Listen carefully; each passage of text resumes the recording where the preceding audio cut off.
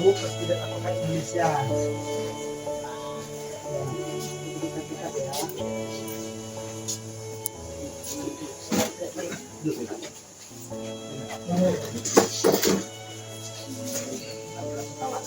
Kami dari Kongres Advokat Indonesia turut belasungkawa atas bapaknya saudara Afannya. Saya bisa merasakan gimana kehilangan seorang anak. Dari itu saya datang kemari Pak untuk menemui kedua orang tuanya. Semoga tidak ada lagi Afan-Afan yang berikutnya. Ya, cukup sampai di sini aja ya Pak ya.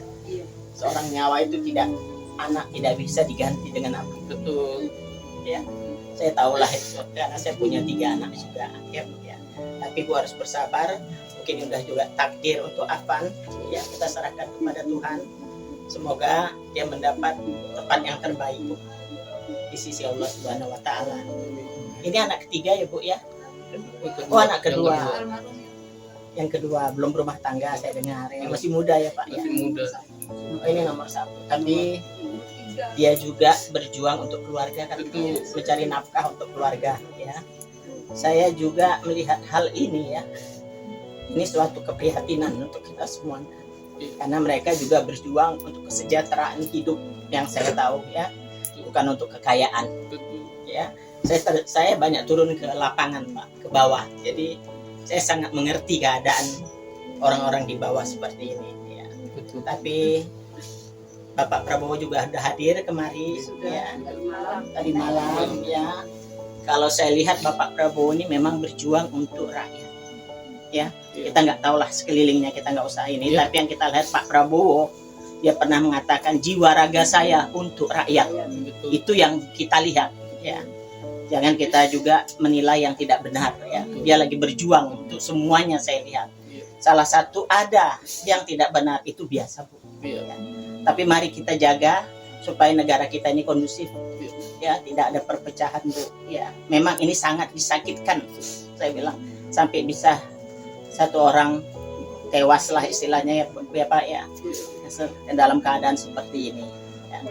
Saya mengharapkan ke depannya tidak ada lagi lah terjadi apa berikutnya ya, itu harapan kita semuanya. Saya mengerti sekali begitu sensitifnya ini rakyat-rakyat di bawah ini sekarang ini ya.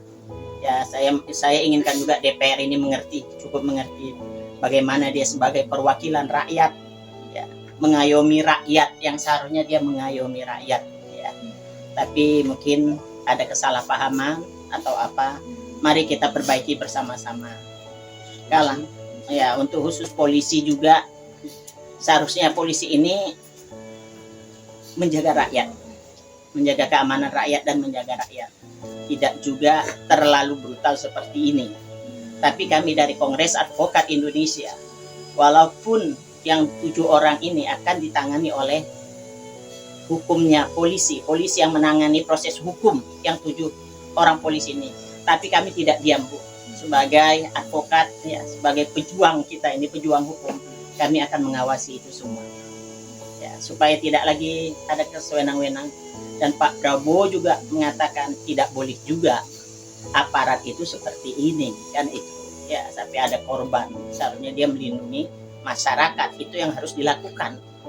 Itu kita minta, apalagi kami anggota saya ada 40.000 Bu di seluruh Indonesia. Saya di setiap provinsi saya akan harapkan mereka bisa mengawal proses hukum yang ada di daerah-daerah yang mana kita lihat terjadi chaos juga di setiap provinsi. Ojol ini juga meminta keadilan dan kesejahteraan, hanya itu kok yang mereka minta ya. Saya ngerti sekali Bu, mereka 3 hari nggak narik Gojek itu nggak makan itu anak istrinya ya kan. Berapa sih dapat mereka 1 hari coba. Tapi apakah ada kita semua masyarakat turun ke situ melihat keadaan mereka? Kan enggak. Jangan dilihat dari segi mereka demonya. Demo kenapa mereka? Kan ini memang kekurangan, mau kita apain.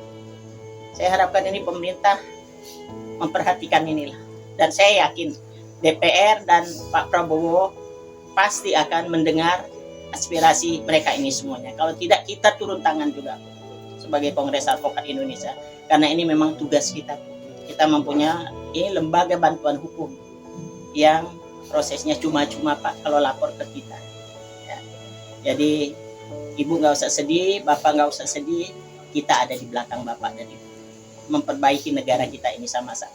Jangan juga ada yang menyusup untuk mengacaukan keadaan negara ini. Kalau itu Bu, kita lawan. Kalau saya Pak, ya, karena kita tidak mau lagi terjadi seperti tahun 98. Akhirnya apa? Ekonomi kita hancur Pak.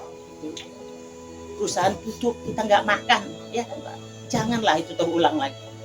Ya cukuplah sampai di sini. Memang Apan jadi korban, ya Bu ya. Tapi jadi pahlawan lah Apan ini.